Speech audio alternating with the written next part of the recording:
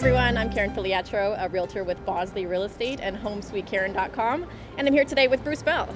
Hi, Karyn. Hi. So Bruce is one of the predominant historians in Toronto. He is the official historian for the St. Lawrence Market, for St. Lawrence Hall, for the Fairmont Royal York, for the King Edward Hotel, for the Hockey Hall of Fame Heritage Building. What am I missing? I can't keep a job. It's just... He's so humble. I know there's more. In any case, he's the man to talk to if you want to learn a little bit more about the history of the city. And in fact, a couple years ago we met. I came on one of Bruce's tours because I had just moved into the neighborhood and I wanted to learn more about Old Town Toronto. Turns out, Bruce tells me, a carriage factory used to lie underneath the condo building I was living in. That's right. Which I thought was so cool. Yeah. And so I dragged him out here today, camera in tow, to pepper him with more questions.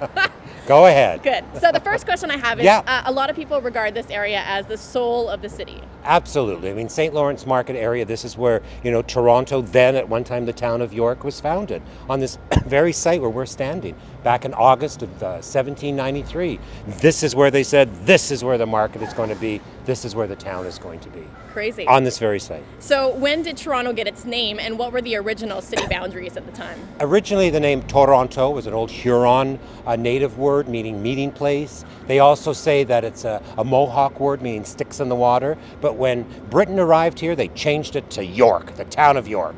And the original boundaries were George Street right there, the west boundary. The eastern boundary was Berkeley Street.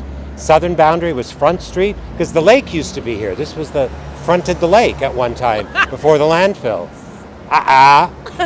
There's no lake here. No, it's all been filled in. I mean, for I'd say a good 50 years, this was the lake shore of the city. Can you believe that all those Queens Quay condos and these Market Street condos, all built? Just all on landfill. I mean, it was all right in the middle of the old harbor. Wow, amazing. Oh, and the old northern boundary was Adelaide Street. So it was a very small 10-block area. St. Lawrence Market is right behind us, now regarded as the #1 food market in the world. The world, yes. According to National Geographic. Yes. What was its significance back in the day? Has it always been just a food market? Well, the original market stood right where we are right now. The old farmers market is here.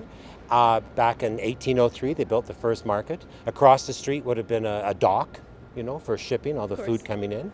And then they built the City Hall, and you can still see the old City Hall of Toronto is that yellow brick outline with the 3 lovely arches. That's the old City Hall built in 1844. Then in 1900, they built the great market that we know today, and it opened in 1902. Unbelievable. And it is such a popular place for people to come to now. For sure. Now, just north of us here is King Street, and now it's laden with condos and shops and restaurants and theaters. Can you sort of give me an idea of what it looked like in the 1800s? King Street was the main street of Toronto. It was never Yonge Street. Yonge Street was a highway, much like the 400 and the 401 are today. King Street was where all the Savile Row, the men's clothing shops, the fine women's shops. Of course, St. James Cathedral is there, St. Lawrence Hall. It was a real high street, as they called it. It was the main shopping district. It wasn't until, about 1900 when Yonge Street started to become, the main street of the city. So crazy. But back then, and now King Street has had a real rebirth. Coming back again as a place for people. It's really cool how they've maintained a lot of the buildings too, right? You can see the new condos coming up, yes. But maintaining the facades of some of the historic We are buildings. so lucky. In this neighborhood, a lot of Toronto was torn down in the 1960s and 70s. But this neighborhood was they saved it for last. And when they got around to it, we had a new government come in to say, we must start preserving. That's why this neighborhood has a lot of old buildings. So Bruce, just to the east of where we're standing right now is Corktown and Distillery District. Were those considered at the outskirts back in the day? Yes, they were. When the distillery was founded back in 1832, that was the outskirts of town. That was a great swamp.